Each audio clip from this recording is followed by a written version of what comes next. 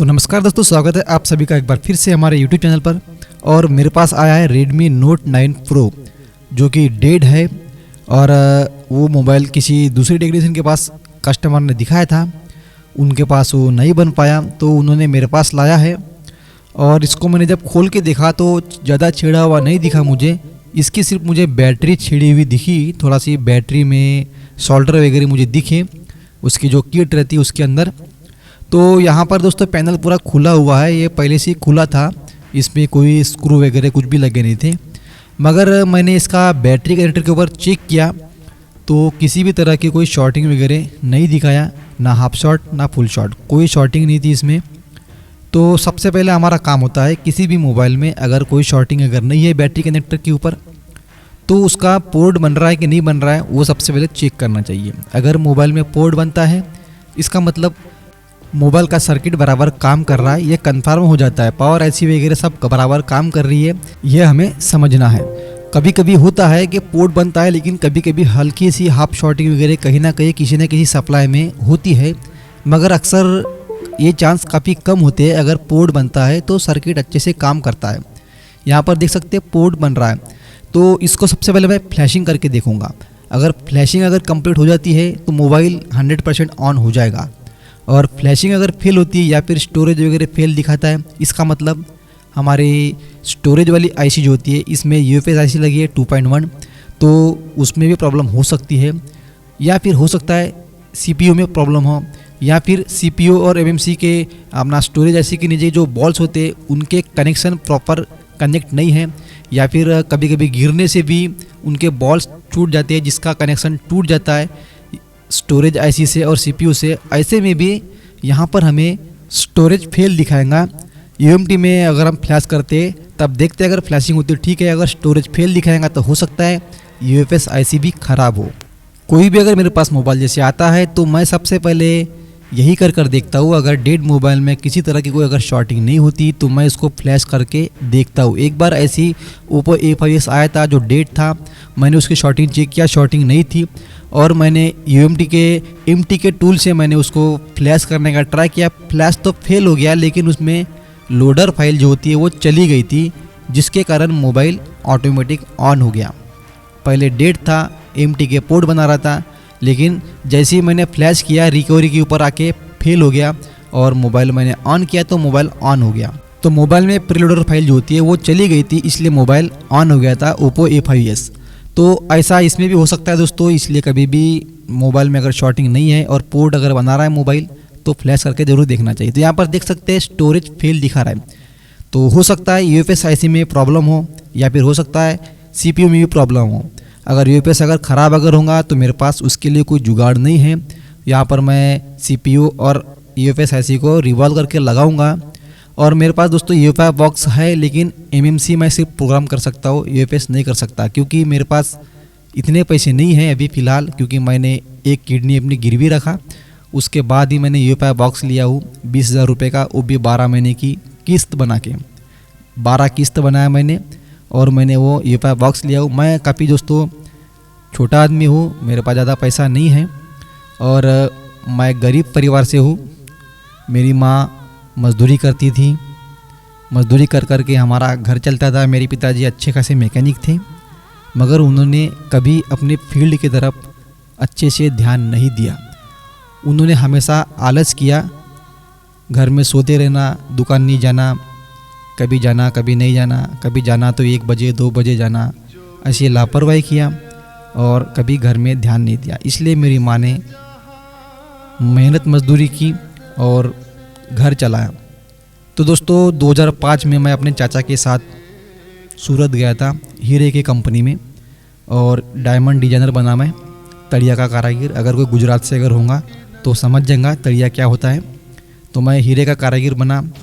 2005 में जब दिवाली के पहले मैं अपनी माँ के साथ चावल की मिल में काम करने जाता था, वहाँ पर 25 रुपये रोजी थी मुझे, और 25 रुपये जमा कर के मेरी माँ ने और मैंने पैसे जमा किए और मैं मेरे चाचा के साथ सूरत चला गया और वहाँ पे मैं हीरे का काम सीखा। जब मेरी माँ ने मुझे यहाँ से विदा किया तो रो रही थी, क्योंकि मैं पहली बार घर से बाहर जा रहा था। वहाँ पर 2010 में मैं हीरे का काम छोड़ के आ गया क्योंकि मुझे लगता था कि यहाँ पर मैं कब तक रहूँगा, मेरा घर तो यहाँ से बहुत दूर है। इसलिए मैंने पहले से ही मैं टेक्नोलॉजी में माहिर था। छोटे मोटे काम करना, डेक रिपेयर करना, रेडियो रिपेयर करना, ये बचपन में मेरा काफ़ी अच्छा शौक़ था। तो मैंने सोचा अभी मोबाइल की फील्ड अच्छी है तो मैं मोबाइल का काम सीखने के लिए वापस आ गया। उस टाइम भी मेरे पास पैसे नहीं थे, थोड़ा बहुत पैसे थे। तो मैंने अपने छोटे चाचा को कहा कि मुझे मोबाइल रिपेयरिंग सीखना है। तो मेरे छोटे चाचा ने मेरी सिर्फ 2 किस्त भर के दी। 1200 रुपये महीना था। क्लास में गोंदिया में हमारे वहाँ पे कुछ अच्छा एजुकेशन नहीं था मोबाइल की फील्ड में, फिर भी मैं वहाँ पे ज्वाइन किया और 2 महीने का किस्त मेरे चाचा ने भर के दिया। जो फीस थी वो मेरे चाचा ने भर के दिया। उसके बाद उनके घर में पता नहीं क्या हुआ, कुछ हुआ होगा तो उन्होंने देना बंद कर दिए। उसके बाद मेरे जो बड़े चाचा थे वो सूरत से आए, तो उनके ऊपर मेरे कुछ पैसे थे तो उन्होंने मुझे मेरे पैसे वापस कर दिए। तो वो पैसा मैं अपने फीस में ही दे दिया। लास्ट में जब पैसे की और कमी पड़ी तो मेरी माँ ने अपने गले का सोना बेच दी, सिर्फ 1500 रुपये में। 1500 रुपये कम पड़ रहे थे और 1500 रुपये के लिए मेरी माँ ने अपने गले का सोना बेच दी, जो कि 20-20 रुपये जमा कर करके उसने अपने लिए ख़रीदा था, जिसको डोरला बोलते हैं। तो वो जब बेच दी उस समय 1200 रुपये का मेरा जो एक आखिरी फीस थी वो दी। उसके बाद 300 रुपये बचा। उस 300 रुपये से मेरी माँ ने मेरे लिए एनालॉग मल्टीमीटर खरीद के दी। मगर जब हमारे अच्छे दिनों की शुरुआत हुई तब मेरी माँ इस दुनिया को छोड़ के चली गई। अब दोस्तों हमारी क्लास में ऐसा कुछ नहीं था, ना हॉट एयर गन थी ना कुछ था, बस वहाँ पे थ्योरी थी और नोकिया के बड़े बड़े सर्किट डायग्राम थे, जैसे कि कोई किसी देश का नक्शा हो, इस तरह के सर्किट डायग्राम हुआ करते थे। और हमारे सर ने काफ़ी अच्छे से हमको सिखाया कि इन सर्किट डायग्राम को किस तरह से समझना है।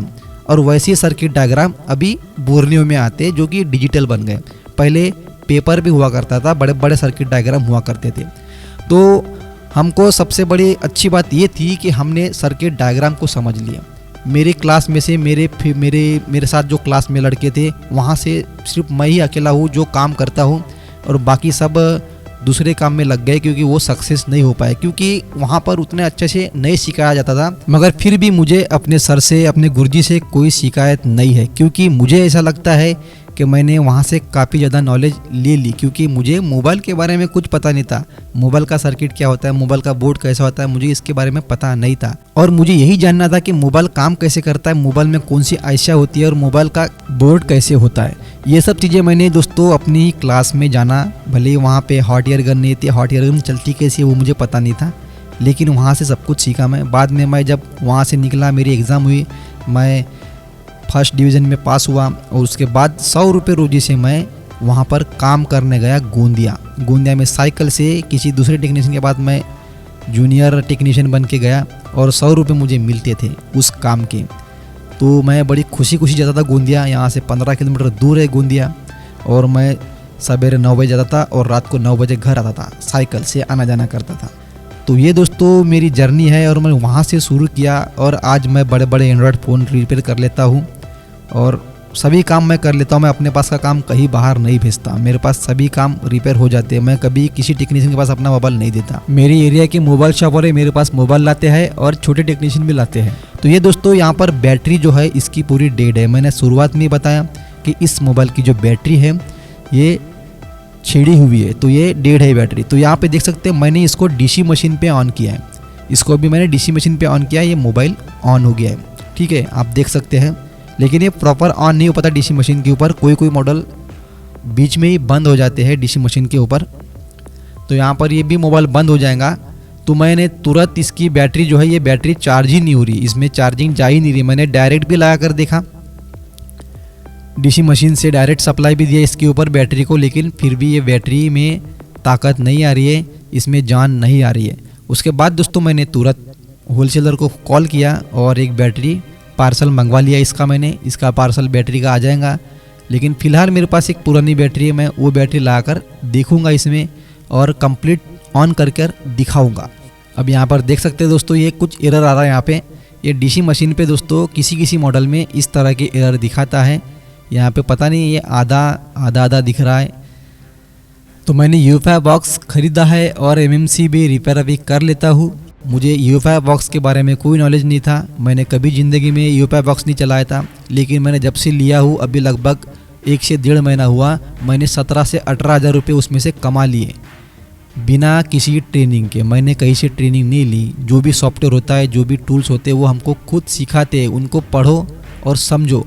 अगर नहीं समझ में आता है, समझने के बाद भी अगर कोई कन्फ्यूजन अगर रहता है तो उस कन्फ्यूजन को दूर करने के लिए गूगल पे सर्च कर लो या यूट्यूब पर देख लो, अपना कन्फ्यूजन दूर कर लो। अपने को लगता है कि ऐसा करेंगे तो हो सकता है, लेकिन कभी कभी होता है कि नहीं यार, ऐसा करने से क्या वाकई में कुछ होगा या नहीं होगा। तो इसके लिए यूट्यूब वगैरह देख सकते हैं। ऐसे टेक्नीशियन कई सारे बैठे हैं जो सबको कुछ नॉलेज देते रहते हैं, एक दूसरे को कुछ बताते रहते हैं। तो इनके जरिए भी हमें कुछ नॉलेज मिल जाती है। ज़रूरी नहीं है कि हमें हर बार काम सीखने फिर से जाना पड़ेगा। टेक्नोलॉजी कितनी भी एडवांस क्यों ना हो जाए, उसके साथ हम भी एडवांस हो जाएंगे, ये गारंटी है मेरी। मैं खुद पे भरोसा करता हूँ। टेक्नोलॉजी कितनी भी एडवांस क्यों ना हो जाए, मैं उसके साथ साथ एडवांस होते रहूँगा। और यहाँ पर देख सकते हैं दोस्तों, ये मैंने दूसरी बैटरी लगाया और ये मोबाइल ऑन हो गया है, कंप्लीट ऑन हो चुका है दोस्तों ये। तो इसकी हम बैटरी लगा देंगे दूसरी और ये मोबाइल बन जाएगा। तो कभी भी दोस्तों अगर स्टोरेज वगैरह फेल दिखाता है तो ऐसे में होता है कभी कभी कि सीपीयू और स्टोरेज आईसी जो होती है उनके जो कनेक्शन होते हैं वो आपस में से टूट जाते हैं। बॉल्स जो रहते हैं उनके वो टूट जाते हैं, तो उनको हम रिवॉल्व अगर कर देते हैं तो मोबाइल ऑन हो जाता है। लेकिन अगर कभी कभी नहीं हो पाता ये सब करने से, तब हमें यूएफएस आईसी वगैरह को रिपेयर करने की नौबत पड़ सकती है। तो टेक्नोलॉजी अगर आपके खून में अगर है तो टेक्नोलॉजी के साथ साथ आप खुद अपग्रेड होते रहेंगे। जैसे जैसे टेक्नोलॉजी आगे बढ़ते जाएंगे वैसे वैसे आप खुद को अपग्रेड करते रहोगे। अगर टेक्नोलॉजी आपके खून में ही अगर है, अगर आपने सोचा है कि यार लोग पैसा बहुत कमा रहे हैं मोबाइल रिपेयरिंग की फील्ड में और मैं भी ये काम सीख लूँ तो मैं भी खूब पैसा कमाऊंगा, अगर ऐसा सोचने वाले अगर आप लोग हो तो आपको फिर से क्लास ज्वाइन करनी पड़ेंगी, क्योंकि आपके अंदर टेक्नोलॉजी है ही नहीं पहले से। आप तो भी सिर्फ पैसा कमाने के लिए इस टेक्नोलॉजी में आए हो, इस फील्ड में आए हो। तो कभी भी दोस्तों पैसा कमाने के लिए कोई काम नहीं करना चाहिए। पैसा हर काम में होता है, फिर वो भजिया बेचना हो या फिर समोसा बेचना हो, हर काम में पैसा होता है। लेकिन आपके अंदर वो गुण होने चाहिए। तो दोस्तों आशा करता हूँ आपको ये हमारी जानकारी अच्छी लगी होगी। अगर आपको हमारा ये वीडियो अच्छा लगा हो तो वीडियो को लाइक कर देना, और चैनल पर अगर आप नए हो तो प्लीज़ सब्सक्राइब जरूर कर देना। तो मिलते हैं दोस्तों ऐसे ही किसी नए वीडियो के साथ, तब तक कि जय हिंद, जय भारत।